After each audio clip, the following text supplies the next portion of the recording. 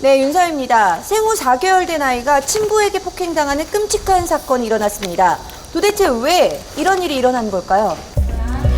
아이가 현재 살고 있는 집을 찾아가 봤습니다. 사건 이후 남편과 함께 살던 집에서 나왔지만 아내는 아직도 끔찍한 기억들이 생생하게 떠오른다고 합니다. 애기 아빠가 애기를 돌보고 나면 좀 이렇게 머리에 뭐 혹이 생긴다던가 뭐 이런 식으로 약간 얼굴에 상처가 생긴다던가 좀.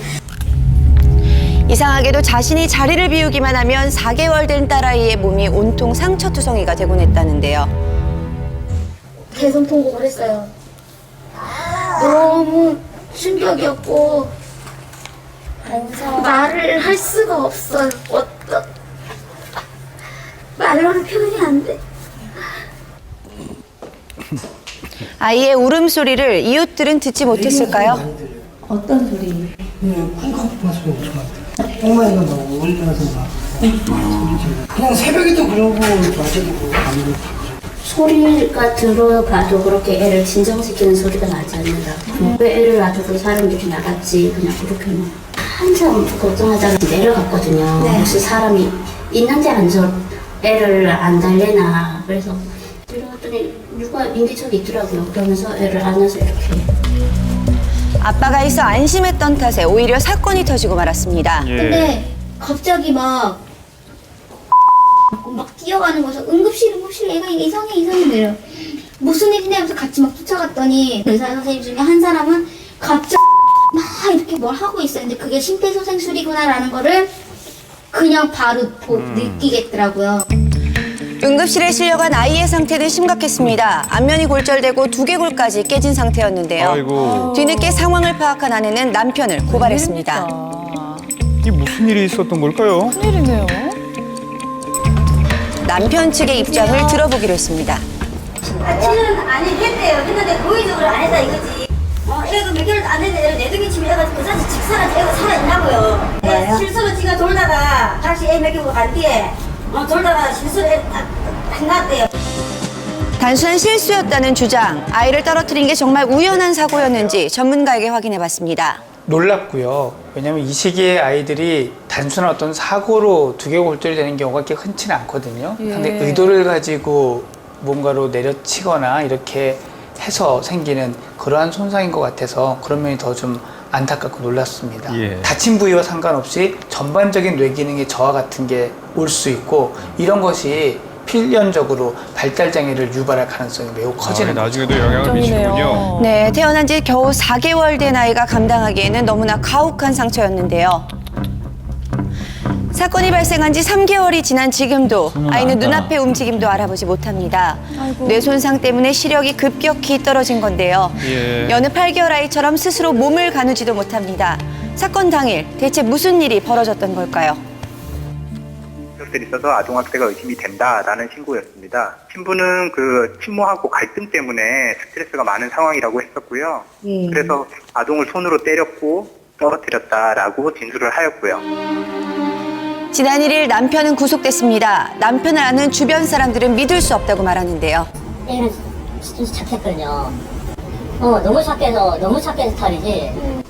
이게 정상이에요. 정상이고 단지 이제 지금 자기 가정 환경에 비례해가지고 좀 일찍 갔다 오니까 애를 일찍 낳았다 보니까 철이 없는 정도? 지인들에게는 그저 착하기만 했던 남편. 그런데 왜 이렇게 끔찍한 사건을 일으킨 걸까요?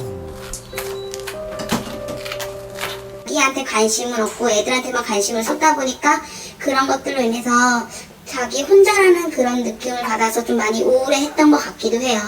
즉 이제 아이가 새롭게 세상에 태어나게 되면 그 관심이 남편으로부터 아이에게로 자연스럽게 많이 옮겨갈 수밖에 없게 되는 것이고 그로 인해서 남편은 상대적으로 박탈감이라든가 소외감 그런 면으로 인해서 산후 우울증이 더 쉽게 이제 발생을 할 수 있는 것입니다. 남편의 그간 행적이 남편 산후 우울증에 가깝다고 하는데요. 아내에게 보낸 문자 메시지에도 증세가 남아 있습니다. 매달 한 명꼴로 아동학대로 인해 아이들이 목숨을 잃고 있습니다. 하지만 피해자의 부모들은 가해자가 가려지고 구속이 된 이후에 진짜 고통이 시작된다고 말하는데요. 대체 무슨 문제가 남아있는 걸까요?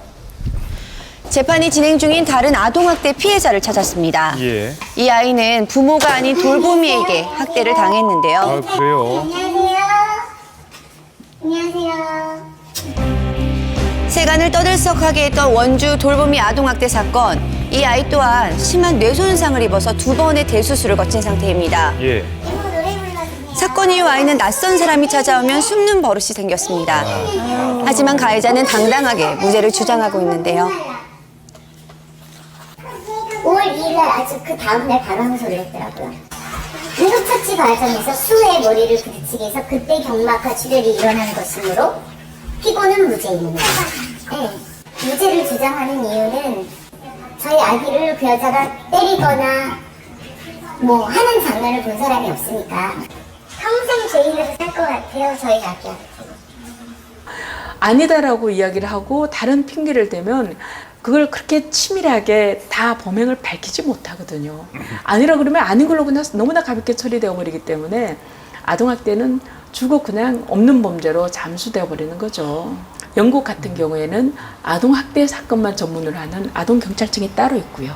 그런 전문성을 키우고 국가에서 그를 위해서 많은 예산을 투자하는 것, 그것만이 확실하게 아동학대를 밝혀내고 처벌하고 근절시킬 수 있는 지름길인 거죠.